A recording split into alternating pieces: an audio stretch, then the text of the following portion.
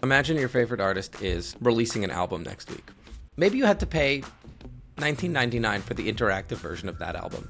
And you got a few samples that you could make music with, or a few verses that you could make your own versions out of, and effectively make a lot of fan fiction around this artist's work. And this is a new feeling for you to feel like you are co-creating with the artist. It will build a lot of hype around the album. Now imagine that artist comes to New York and they're playing MSG and they really, really love one of the remixes that got made by one of the fans in New York. And actually, they just play that version of the song. And how incredible of a moment that would be, where you have the entire audience connecting through the fact that they're all in New York, connecting with that artist, connecting with one another. It is just a different height of musical experience that has not happened before. Welcome to Inspired. I'm Alexa Von Tobel. What if you could make music as easily as you could take a photo? Mikey Shulman is making that future real. He is the founder and CEO of Suno, and as a friend and someone who's invested in him from the early days, watching his journey has been nothing short of incredible. Suno just raised $250 million in a Series C at almost $2.5 billion of valuation. In under 3 years, Suno has exploded from 0 users to 100 million. They are now creating 7 million tracks every single day. We are now even seeing Suno AI artists debuting on the Billboard charts. In this conversation, we're going to explore why Mikey ran toward audio when everyone else was chasing text, how he balances speed with craft when leading, and his vision for the future of music and AI. We will also dig into the big question of what happens when billions of people can suddenly create, not just consume, and how that is reshaping the entire music industry live before our eyes. We will redefine what it means to be an artist and changing how we will connect with one another. This is going to be a good one. Let's dive right in. If you're running a startup, we know things like managing equity and communicating with investors are always top of mind. Carta has built a connected suite of tools that over 40,000 companies use to do just that. Their platform of software and services helps you lay the groundwork so you can focus on building. To learn more or get started, visit carta.com. And with that, I'm so excited to welcome Mikey. First of all, Mikey, I'm so excited to have you. I'm more excited to be a friend, a teammate, a tiny investor, and just wow, I can't wait to talk about what you're building at Suno. But just welcome, happy to have you. Thanks so much for having me. I'm excited to talk. Awesome. So Mikey, I want to start from the beginning, just really quickly, between Kensho and now Suno. I want to just start from your childhood. You grew up in New York.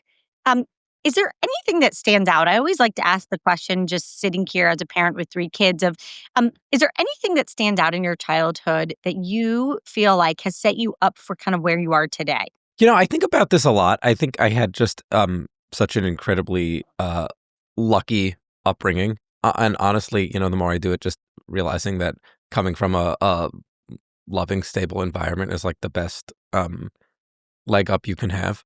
I think if you force me to pick one thing,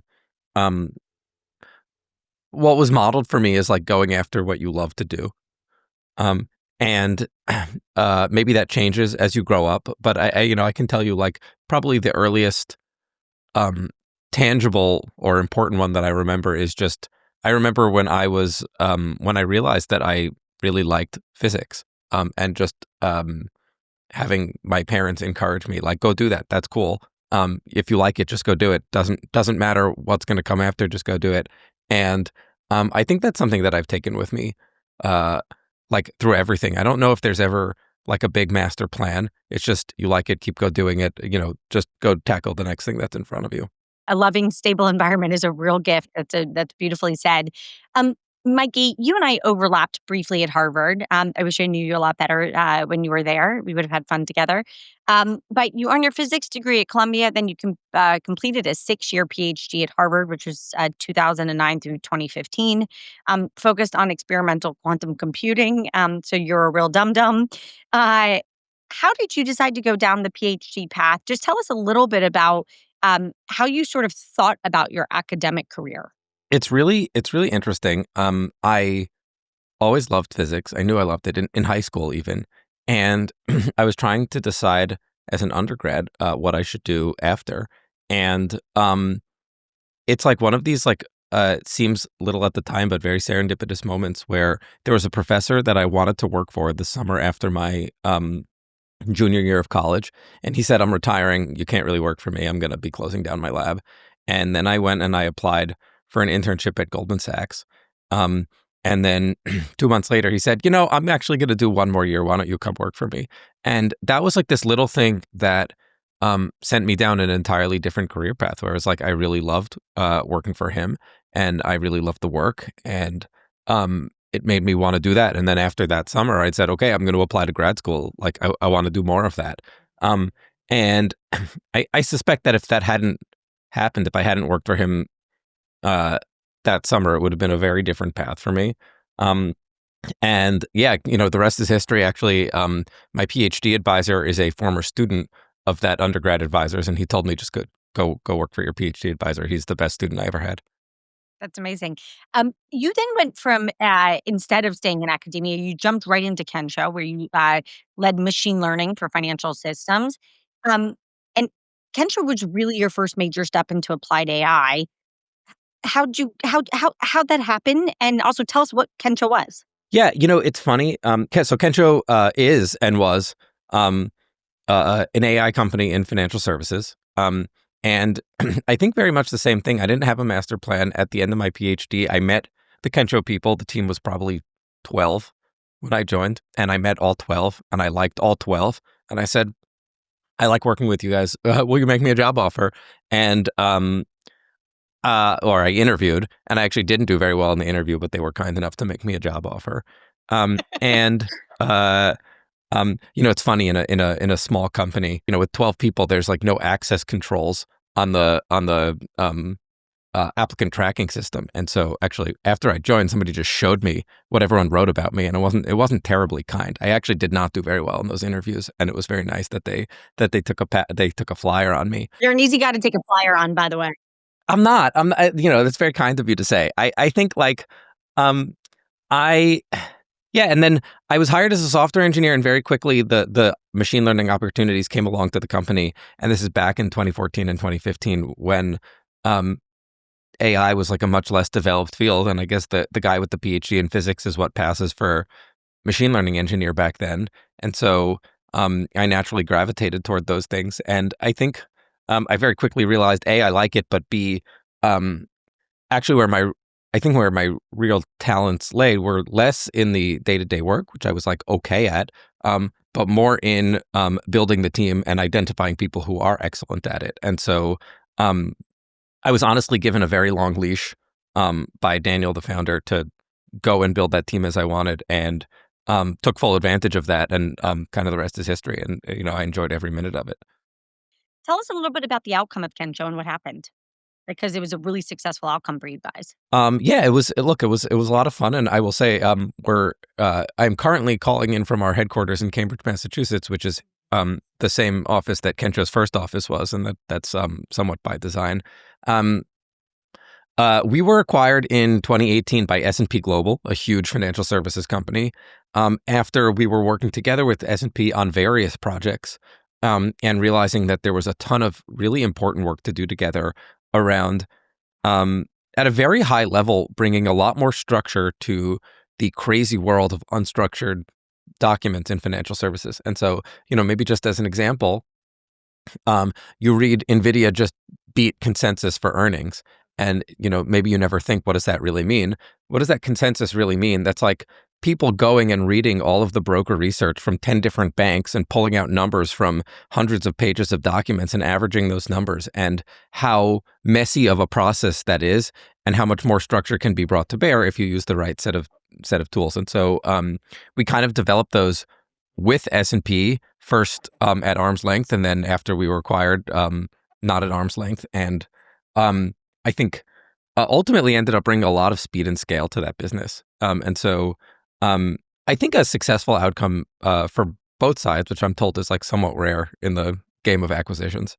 It is, by the way, having also built the company and sold it to Northwestern Mutual, I think for an acquisition years later, for people to all feel good about it is rare. And congrats on being in the 1% of founders selling a company that goes really well.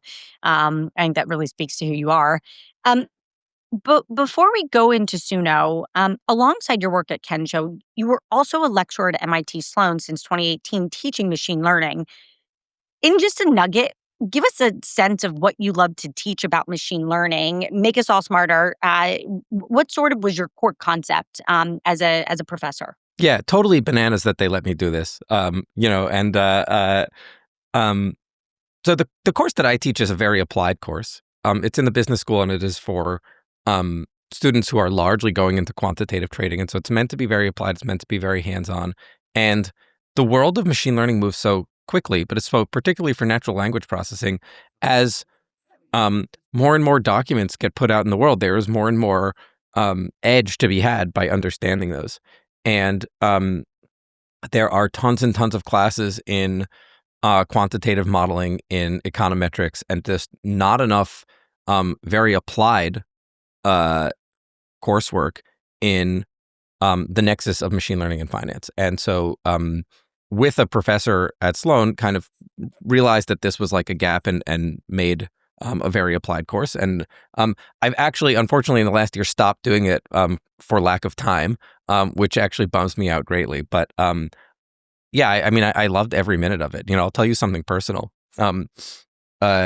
In 2020, the course went all remote, obviously. And it's like, fine, I hate teaching over Zoom. And I remember in 2021, the first lecture back, and it's like fairly crazy draconian rules, like everybody is like, we're in a big auditorium, everybody's 6 feet apart, everybody's wearing a mask. It's like not, and I remember at the end of that first class, I'm like so excited to be back in person. It's 4 to 7 p.m. So it's like an evening class. It's 3 straight hours of lecturing. And I come out of that class and I'm like so energized after having been back in person with everybody after a year on Zoom.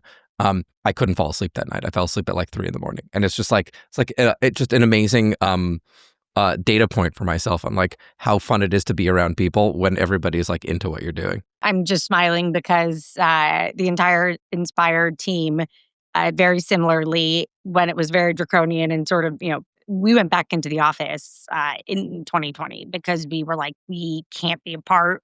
This is so much less fun.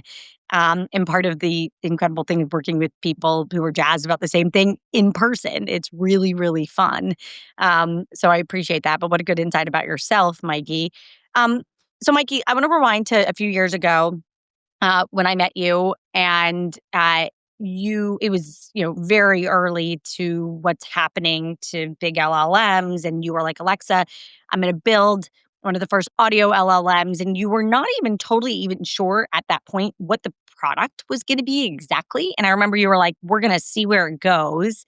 And luckily in that moment, I was like, no matter what, I want to be on this guy's team and invest in any way. But talk about what is Suno and how did Suno start? Obviously, you guys are technically brilliant. But where did Suno start and where is Suno today? And kind of just give us a sense of that journey. A lot to say here. So I think of us as we are trying to build the next set of super engaging digital experiences around music. We are trying to make music a much bigger part of your life than it is today. Music has a particular place in culture, and that is different from other forms of media. And it is only for lack of imagination that tonight you're going to go home and instead of watching Netflix, why wouldn't you do something around music? And we are best known for giving everybody the ability to create. And that is one of the most engaging and valuable experiences that people can have. But it's actually much more than that in the grand scheme of things. And I think about this really as if we are doing our jobs right, eventually we will stop talking about creation and consumption differently. And we will just be saying like, I'm going to go and do music. I'm very struck, as a kid, I grew up playing in a lot of bands in high school and college. And some of the most fun I think I've ever had is just making music with my friends. And it is trying to bring those feelings digitally to billions of people that is what gets everybody here out of bed in the morning. You are right at the beginning. You may even remember we said we would need 100 times more compute to be able to produce good audio. And so we thought that was years away. And then a couple months later, we turned around and said, just kidding, I think we can do it now. And so that is that research breakthrough, honestly, was the seed that got the whole thing started down the path that we are now. But I think if you zoom out, the thing that we really realized is that Audio is everywhere. It's like, you can shut your eyes, you can't shut your ears. And the amount of audio produced and consumed is immense.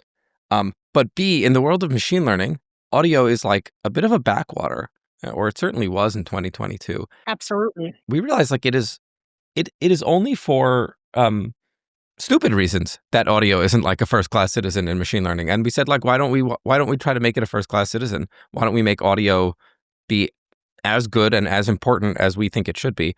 And that is the thing that got us started down that path. That is the thing that made us realize that we thought it would be too hard to make good music. And that is ultimately the thing that drove us to like push through that barrier and make that research breakthrough and be able to do it. And the rest is sort of history.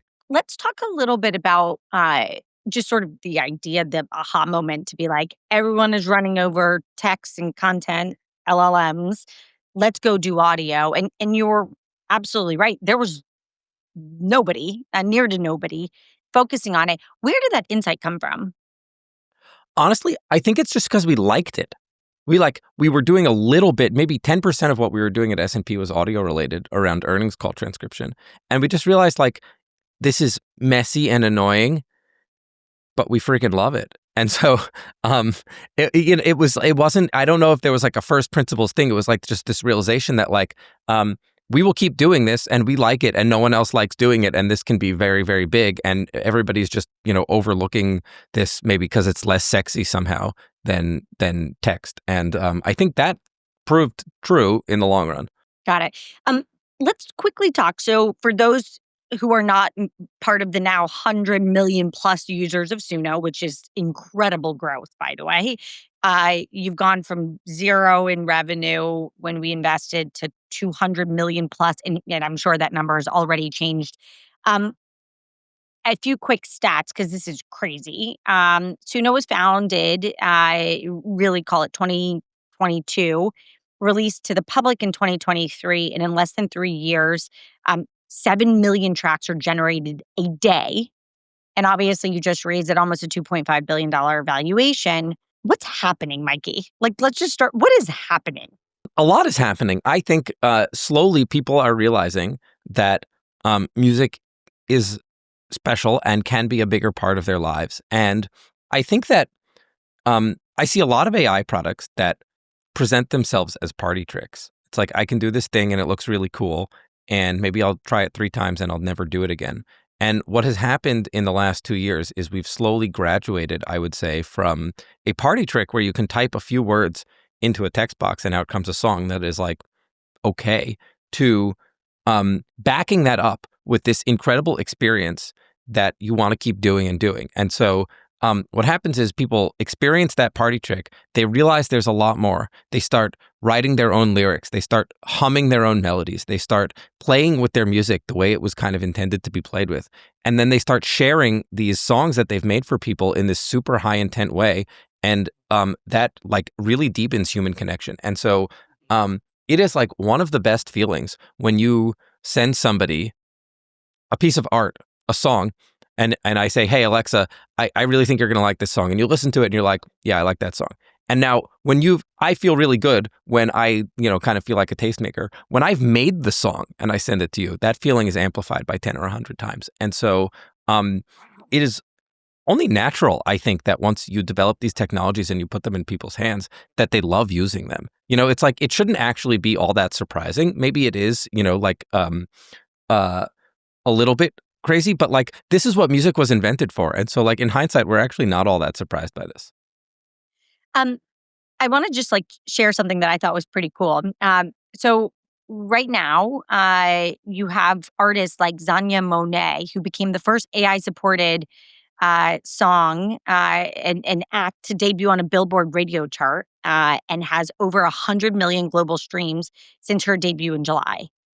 I mean, it's not just that you're creating music that people are enjoying and having fun with, like it's winning awards. What are you observing right now? I mean, we're breaking some boundaries here, Mikey, that are pretty interesting. This is definitely a new era. It is an exciting one. It is a very dynamic one. Things change very quickly. I think this is an incredible story of Nikki, who is the lady behind Xania Monet, who is an incredible poet who has now found a new way to share her work with the world by turning her amazing poetry into songs that really touch people in a significant way. And you see that in how popular her music has become. But in some sense, it's not all that new. And if you rewind, let's say 30 years, and digital production of music started to come out. And so before, you could only make music in a studio on a giant console, and it was really hard and cost a lot of money. And Costs a lot of money. now you can make music on your laptop. And everybody said, this isn't real music. And everybody said, like, what's going on here? And then you start to discover 13-year-olds making amazing music in their bedrooms, and new genres of music like EDM get invented or created, whatever you want to say. New stars get found who would never have been found before because they were too young, or they were in their parents' basements, or whatever it was, right? Like, they weren't in the mainstream.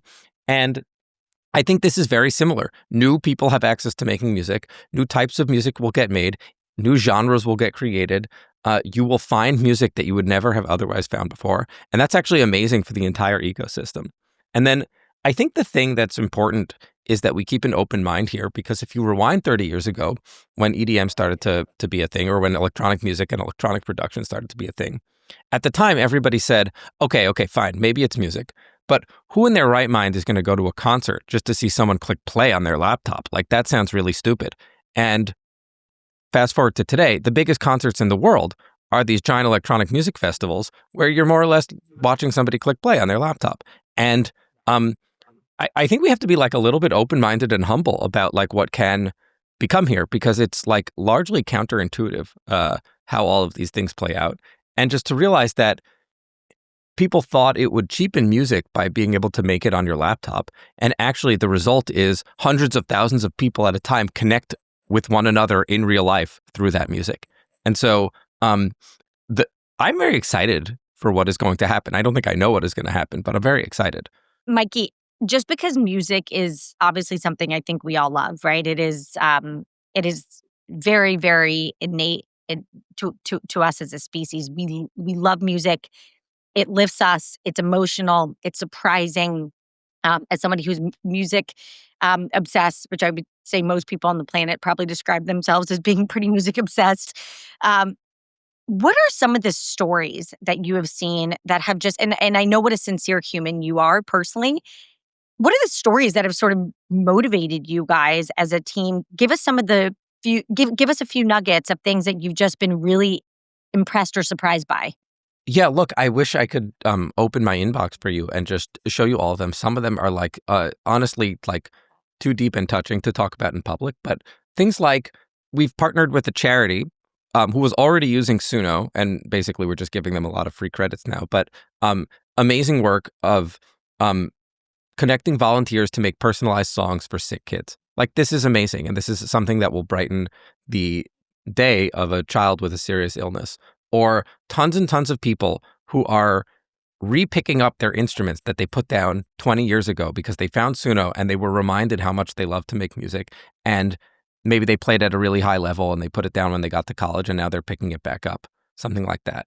Or somebody taking the poetry of, an aging relative and turning that into a song and having their whole family connect through it. And these are incredible moments. They are what get us out of bed. They are what motivate us to keep doing what we're doing. And then again, I think in some sense, surprising, in another sense, almost obvious. Like, this is what music was, I don't want to say invented for, but this is sort of what music was invented for. It's like, it's part of every culture. It is meant to tell stories. It is meant to bring people together. And it is meant to be for everybody. And so when you've actually finally put it in the hands of everybody, it's almost not surprising that there are so many surprising use cases. And yes, it's also incredible when we find out that our favorite artists and producers are using it. Mikey, there's a thread in what you're doing, which I'm sure everyone listening to this knows well, Apple Music and Spotify, et cetera. But there's a thread of what you're doing that is, I think, some of the most interesting. There's something inherently social about what Suno is building that is different from the existing decade-plus-old platforms of the past of music. Can you talk a little bit about what you're seeing on the social side around Suno? And, I remember talking to you maybe 6 months ago where you were like, Alexa, it's sort of a interesting thing that's morphing, which is we are a social platform, a creation platform, but also a listening platform. Uh, that is a new dawn. Tell us what you're seeing on the social side.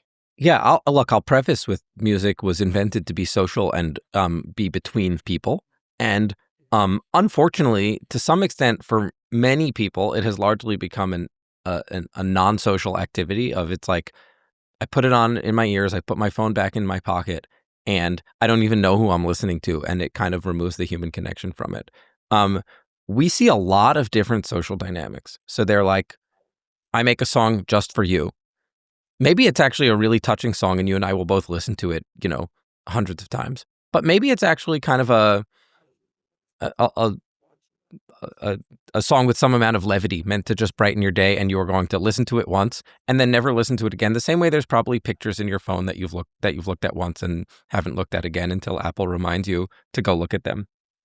There's lots of group dynamics of songs for particular groups, whether that is I'm going to a wedding and everybody in the wedding is going to know the song, but it could be like a group of old friends and somebody, takes one of the Apple photo reels and puts a song to it and makes it more touching.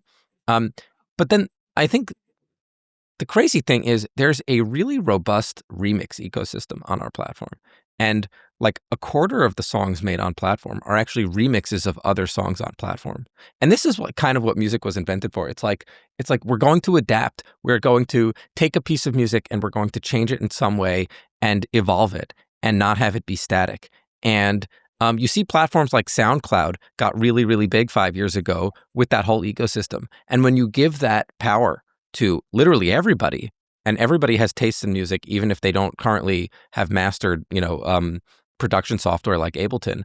Everybody has taste, and when you give everybody the ability to do that, everybody likes to do it. And so I almost see remixing as a gateway drug into making your own music. It's like, I have this thing to start with. I really like the song. I'm going to make it my own. I really like it how I've made my own. I'm going to take the next step and I'm going to start to make my own music. So it's it's the social dynamics are really powerful. And then I think the last thing I would say there is in life, just regardless of music, just in everything, the most valuable interactions we have are with other people. And so, again, it should not be surprising that the best types of musical interactions you have are with other people. That's really well said. By the way, I'm really excited to hear that the gateway drug into music creation is remixes. Mikey, talk a little bit about the business model of Suno. I mean, in so many ways, there's such a clear business model. In other ways, you're literally inventing something in a totally new type of platform. This isn't just Spotify, but new. There really is a different dynamic that's happening here. How do you think about the business model and how it could evolve? I think about this a lot. I think we have no immediate plans to change our business model, which today is there's a free tier and there's a subscription tier. And what do those cost, Mikey, just so that everybody knows? So the free tier is free, and the subscription tiers are either $10 a month or $30 a month. And I think that our product evolves so quickly. My personal bias here is we should not be evolving the business model while the product evolves so quickly. But I think a lot about this with music more generally, that the business model has always been really impacted by the format of recorded music. And technology is the thing that actually most impacts the format of recorded music. And so, 30 years ago, the recorded music format was like a physical good with your music on it, like a CD or a vinyl or a cassette. And you had to go and you had to buy that. And that's one business model. And today, the format is like, I feel like all of the world's music lives on my phone. And that's digital streaming. And that is a huge unlock for consumers, but a different business model. And the format in the future will be different. It won't just be streaming lots of music, some of which was made by AI. It will be music that is more interactive. It will be music that you play with. And it is my very strong suspicion that when you have a new format, a new business model will have to pop up around it. And so I don't know what it is. I'm like totally dodging the question in that sense, but I do know that it won't be what it is today. That's well said. And I mean, I could imagine that you could continue to expand tiers where it's real professional creation tools. There's a lot of places this can go. And I agree with you right now. You're just honestly harnessing an unprecedented consumer growth that very few 0.01% of businesses even get a chance to see. And so just following this where the world takes you, I think is the right answer. Um, I wanted to quickly just ask, you're building a company at a time where the broader music industry is rethinking what creativity looks like. And in so many ways, Mikey, you're like in the perch of watching what creativity is and how we define it. And to your point, I was at Carnegie Hall last week with my son. You've got, a concept of what music is that is old and classic and extremely highbrow. And in some ways, you are reshaping the snow globe, right? You're shaking it and we're kind of reimagining what this looks like. How do you think Suno is currently reshaping music for the broader industry? What are you seeing there? It's kind of amazing to see that the same platform and tools get used by everyday people who are finding music making as enjoyable for the first time in their lives, all the way up to the top producers in the world using it in bits and pieces in their everyday workflow. And the thing that I find really inspiring there is there's an amount of let's say ambition and admiration and joy that I can get knowing that I'm using the same tools as a top professional. And I think that there are other brands that have this. And I think that it is a huge boost for them, and also just a huge, incredible feeling for all of the people who use that brand. So as an example, Wilson tennis rackets. I'm an amateur tennis player and I enjoy it. And there's something that's amazing knowing that I'm using the same equipment as Roger Federer, even though there are no illusions here that I'm ever going to play at that level. Or Nike running shoes, that I can run in the same shoes as who is ever going to win the Boston Marathon this year. There are no illusions that I'm ever going to run that fast. And I think that somehow that is missing from music, that the way a professional interacts with music today is very different from how ordinary people interact with music. And actually having that happen on the same platform is amazing. And I think that, that actually probably is disruptive, but it's also probably really cool because it is a way for fans and artists to interact with one another through music. And that is something that is completely absent today. Fans and artists really only ever get to interact with through music at a concert, which is kind of a rare thing. Most people will go to 0 or 1 concerts a year. But if you could do that every day, interact with your favorite artist through music because you're both using the same platform, I think that is an incredible unlock for the entire industry. Mike, I know there's a ton of legal dynamic that you have to manage, and you probably can't even talk about a bunch of that. But I would love just for you to share what you can on how boundaries around creation are being reshaped, and maybe anything that you see. We see a lot more people creating. I think that is the first order thing. And then we see a lot more music getting made. And that is the next effect. And I think that a lot of the industry is not necessarily set up for how much music will get made in the future. Forget what happens today and forget just Suno. There are going to be lots of other companies that have these capabilities. And I think about this because the same thing happened with photography. Everybody now walks around with a camera in their pocket, and there's just way more images than there used to be. And that reshapes the place that imagery has in the world, makes it bigger. That reshapes how many people can make their livelihoods through imagery. It makes that bigger. But it changes things. And I think that people need to think a little bit harder about what will happen when music is much more ubiquitous than it is today. I think that, I'll say it like this. I'm a big believer that most technologies are neutral, and it is how you use them, and that there is a really good future of music to build. But if we just sit here and say well, we know music and AI is coming, and we know much more music is coming, and we can just sit back and relax and watch that happen, then it won't happen, or it won't happen in the right way. And so what I tell people here is we have an incredibly lucky and privileged position to be at the forefront of shaping the future of music and AI.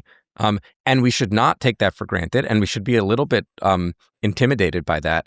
But we should also really believe in human agency and our ability to shape it in the way that we want it to happen. And I think that actually that did not exactly happen for images. And I think it was like a little bit more haphazard. And so it actually makes me really optimistic about what the future of music can be if we do things right. Mikey, I want to interject here, which is from where you sit today, if you dream 5-10 years out, give us a sense of some of the things that you see that could be reimagined because of Suno. What do you see that's possible that maybe ordinary people listening don't fully appreciate? I don't know who your favorite artist is, but imagine your favorite artist is releasing an album next week. And let's say you're really into that artist. And so you're going to sit down in front of your best speakers, put your phone in the next room and listen to that album. That would be amazing. Most people don't do that. But I think about what can the future be. Actually, maybe you had to pay $19.99 for the interactive version of that album. And you got an advanced copy with a few samples that you could make music with, or a few verses that you could make your own versions out of, and effectively make a lot of fan fiction around this artist's work. And this is a new feeling for you to feel like you are co-creating with the artist. And now that artist gets to listen to all of this fan fiction. Some of them will chart, some of them will not chart. It will build a lot of hype around the album. It will get the whole world thinking more about that artist's music. So it's good for you. You're a fan, you're enjoying yourself. It's good for the artist. They get more fan engagement. Now imagine that artist comes to New York and they're playing MSG and they really, really love one of the remixes that got made by one of the fans in New York. And actually, they just play that version of the song. And how incredible of a moment that would be, where you have the entire audience connecting through the fact that they're all in New York, connecting with that artist, connecting with one another. It is just a different height of musical experience that has not happened before. And I think a lot about it, like, have you been to the Sphere? No, not yet. It's on my bucket list for as soon as possible. There are concerts, and then there are concerts. And you think you've been to some amazing concerts, and you think all concerts are the same. And then you go to the Sphere, and you realize that there's just another level of amazing that is possible. And I think that that is probably true in most things. That is definitely true in digital musical experiences, but it is also true at the nexus between digital and IRL musical experiences. And again, it is just for lack of imagination that we haven't built these things yet. The technologies exist. In the same way that YouTube exploded video, and you now can follow your creators in very different ways. You can interact with them in different ways. And traditional television probably had something to say about the YouTube. You're imagining a way where you can still be in love with your creator, but you can engage with them in ways that we've never been able to do before. Let's talk a little bit about those creators, because what you're really doing is actually allowing more people to make money on music, more people to make a livelihood from something that they love, and potentially for people who are the best of their game of music actually to be more successful, which is a little bit of what you're really saying, which is Suno is going to raise all boats. How do you think about that in terms of the wealth creation for more creators? I think about it like this. At the end of the day, all of the dollars in the ecosystem in music come from consumers. And if we don't build better end user experiences that people want to pay for, then we are forever in this place where we are now of inventing new ways to split the pie. And that's like a bit of a fixed pie mentality makes a bit of perverse incentives for all parties. And so if we focus on giving the end user better experiences and growing the pie, it's actually just better for everyone. And so like a large thrust of the company is actually just thinking about like, how are we going to end up growing the pie of music? And that is why we don't just clone other services and just make them AI powered. And we're actually trying to invent new things. I think there's something else about YouTube, which is really interesting, which is a new type of star got created. You know, early YouTube, it's like these niche things. Maybe I'm a I'm a gluten-free chef. Maybe I'm like the best quilter of blankets in the world. Whatever it is. And this kind of slowly evolves. And these are like little micro communities. And I think like the musical equivalent will be these little micro genres. But eventually that evolves into something like Mr. Beast. Mr. Beast is not for linear television. Mr. Beast is a YouTube star. And there will be new types of music stars, I think. And I don't know exactly what they will look like. I think Xania Monet is like a step in that direction, but it's not her either. And so I think this is really exciting. Like the new forms of entertainment will get created, and like that's really cool. That is really cool. Actually, one of the questions I wanted to ask you is, how do you think about agentic artists, right? Like I've seen the hologram AI people or the now agentic movie stars, and you're starting to see the edge of what that could be. How do you think about what that looks like, Mikey? I don't think a ton about agentic stars. I think about in music, people resonate both with the way things sound and with the message and the person behind the music. And I think it is impossible to really remove either of those. It has to sound good and interesting, and there has to be a person behind it. Even if the person is not, front and center, there is a person behind it whose message you are resonating with it. And I think you see that in Xania Monet. There's a person behind Xania Monet who has a message that resonates very deeply with a lot of people. But you also see that in artists today who largely don't write and produce their own music. And there's nothing bad about that at all. Like you are still getting that artist message and that the performance of that artist, and they are getting helped by other people along the way to help write and produce their music. So I see actually not a huge change happening there. The thing that changes is who is doing it and how are they doing it. And how quickly they're doing it. Yes, 100%. One question I just wanted to make sure I asked you because I'm so interested. And this is a little bit on the technical side. In less than 2 years, Suno moved from early generation model to a V5. So you just rapid iteration is happening. And a plethora of product launches. What have you learned about structuring teams and your own sort of cultural, pay it forward to all the entrepreneurs that are listening, sort of the cultural tenets to be able to move at the pace and speed that you've had to maintain at Suno? I think the thing that dictates the pace here is how much people actually enjoy their work. And it's like if you're really excited about your work, and everybody here like truly deeply loves music, it ends up helping a lot in terms of just getting you excited enough to make the next breakthrough and the next breakthrough and the next breakthrough. I think culturally, there's something I think missing in a lot of AI companies, which is that a lot of products start as thin wrappers around the model. It's like my product is whatever thing my model can do. And that is not a terribly user-centric way of thinking about things. It's appropriate in some domains. But I think when you think about building a consumer product that is intended to be used by billions of people, it's not that. And so at the beginning of the company, the whole product is the model, but there needs to be some cultural shift of, and it's actually a challenge to the machine learning team. It used to be that the machine learning team comes up with the entire product. And now you actually need your users to come up with the product and to challenge your machine learning team. Can you build this? And it's actually flipping it around. And culturally, making a 180 like that is actually very tricky. But I don't think you can really service hundreds of millions or billions of people if you don't make that flip. Mikey, just again, very few CEOs, founders are sitting in a seat where you've grown from 0 to 200 million of revenue in honestly like weeks in some ways, and from 0 users to north of 100 million. And I know that number is growing rapidly. Talk a little bit about the culture of speed and how you guys are managing that. It's a really tricky balance because different trade-offs are appropriate for different companies and products. And I think we have two things that are somewhat opposed. Like speed is obviously good, and it's because ultimately, if you're trying to invent new consumer behaviors, which is what we are trying to do, you need to show your users a lot of things. You need to ship things very, very quickly to get feedback from people. And I think ultimately, the experimentation velocity, the how many experiments can you ship to your users and learn from, that is ultimately the thing that the company will live and die by. So speed is very important. But there are two things, I think, that push against one another in the speed direction. One is, at the end of the day, we are not building airplanes. We're not making medical devices. When our site goes down, it's not good, but it's not catastrophic.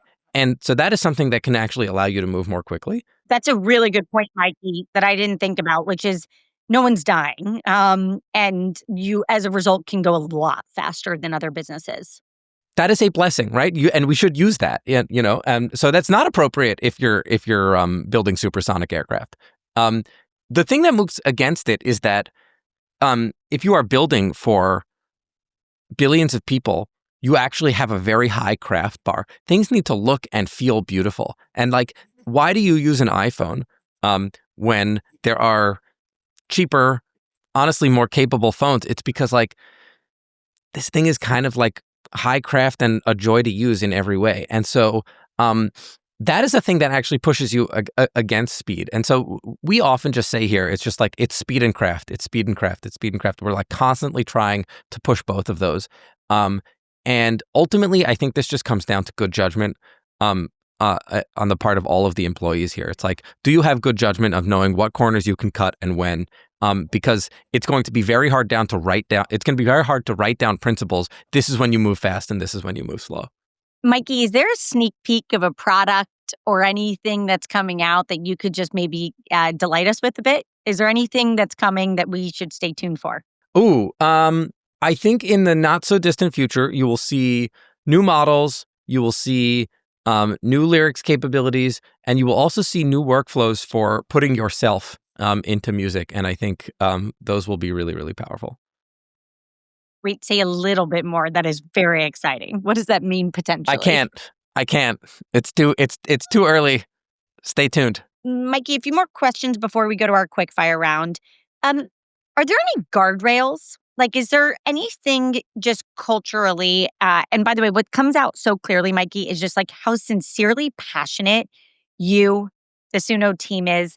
It is so tangible that you absolutely love what you are doing. It is just so clear as I've gotten to know you better. Like, you are in the seat for a reason, doing the thing because it is coming out of your cells. It is on a cellular level that you love what you're building. That is such a powerful cultural tenet of Suno.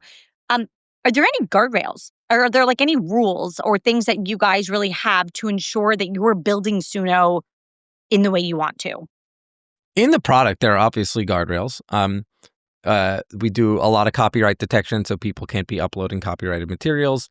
There's some mild content moderation. This, I think, is a really interesting question because music has always been pretty filthy, and we don't want to be the, let's say, cultural gatekeepers there.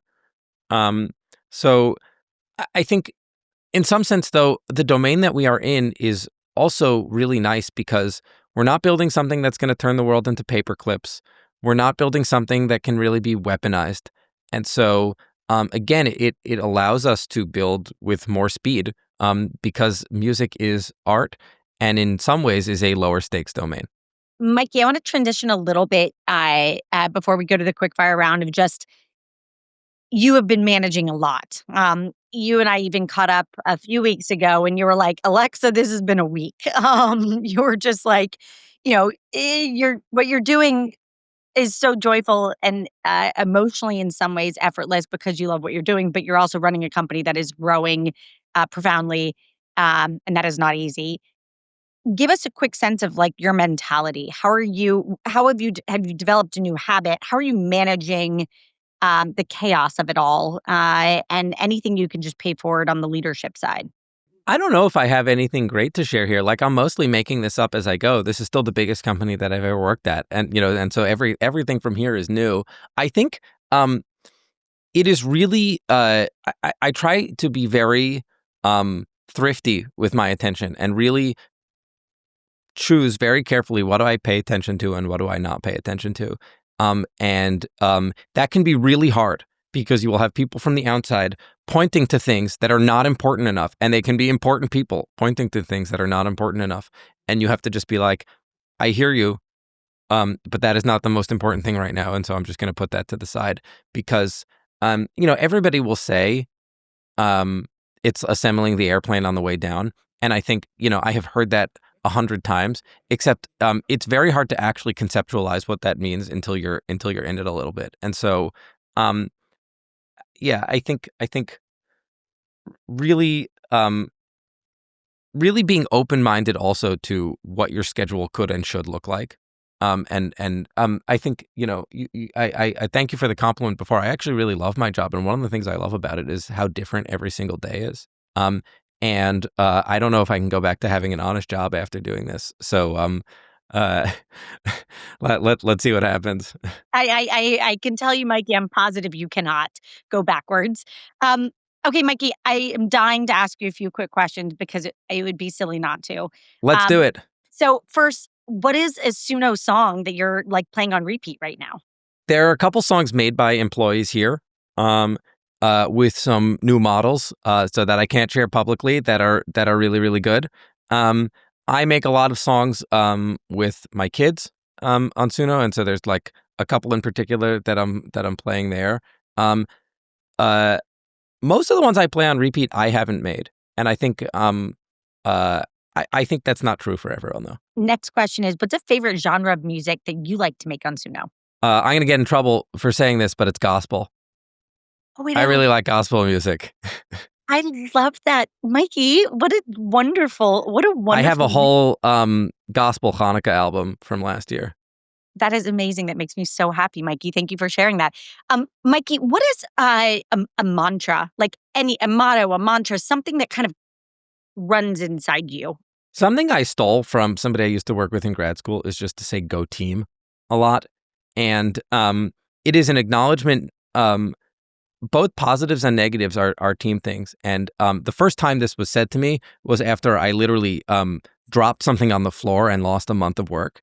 And the person I was working with just like gave me a high five and he said, "Go team." It's like, well, like, okay, we just keep going. And but also on good stuff. Like, and then when you do something amazing and you have a great new model release and your users love it, it's like, go team. And so I think it's an important recognition that this is a team sport. That's so well said. And it is a team sport, and it's team sport on the way down too. So that's great. What is a book that you've read, Mikey? As such a highly academic person, a book, and it doesn't have to be a business book. What's a book that sort of changed the way you think about life? That changes the way I think about life. I recently read this book called Airborne, that I think Patrick Collison told me to read, and it's about the aerobiome. And it is very humbling because we actually haven't learned all that much in the last 100 years about the aerobiome. And so it is an object lesson in being very humble about what you do and do not know. That's amazing. Last two questions. One, what is a habit you have that you think helps you excel? When I am home, I do not miss bedtime for my kids. And I think that is a really grounding activity. It's also enjoyable, but I think I did not realize until I don't know, the last year how important a stable and enjoyable home life is, and how it can be an incredible grounding influence in your life when everything else is on fire. Amen to that. And my last thing I want to end on is a pinch me moment at Suno. It can be of any kind, but a moment where you kind of went home and said, holy smokes, like this. And it could be anything. What was it? Last Thanksgiving, I showed up to my very large family Thanksgiving to find out that like there are some really serious Suno users in my extended family. And it was like a pinch me moment because I realized like in my head, we are building for the whole world. And somehow in my head, it was like, I'm not actually building for the people who are close to me. And then it was like this like incredible thing. It's like, oh, of course, like the people, who are close to me are part of the whole world. And it was like, it's like a very personal moment because you are, it feels good to do things that make the people you love feel good. And so this has stuck with me very strongly. Mikey, what an amazing way to end. How incredible is that shift to be like, I'm building for them, and you're like, I'm actually building for us. What an amazing shift. Mikey, I'll end on just a really personal note, which is it has been such a pleasure to get to be your teammate in any way. The more I've gotten to know you, the more I just know what a completely sincere leader you are, who it is so clear that you are building something that is coming out of your DNA and your co-founders and team. And the most important parts of my life and the track of my own life, music, is the track. And so what a beautiful thing and gift that you're giving to the entire world. And we're rooting for you in every way. And everybody out there, if you are not already a Suno user, you must be. It will change your life for the better in every way. And just, Mikey, thank you so much for all that you're doing. We're excited. Thank you so much. And thank you for helping the company. This was great. Thank you so much for tuning in today. If you enjoyed the episode, be sure to like, subscribe, and share. We'll be back soon with another episode of Inspired with Alexa Von Tobel.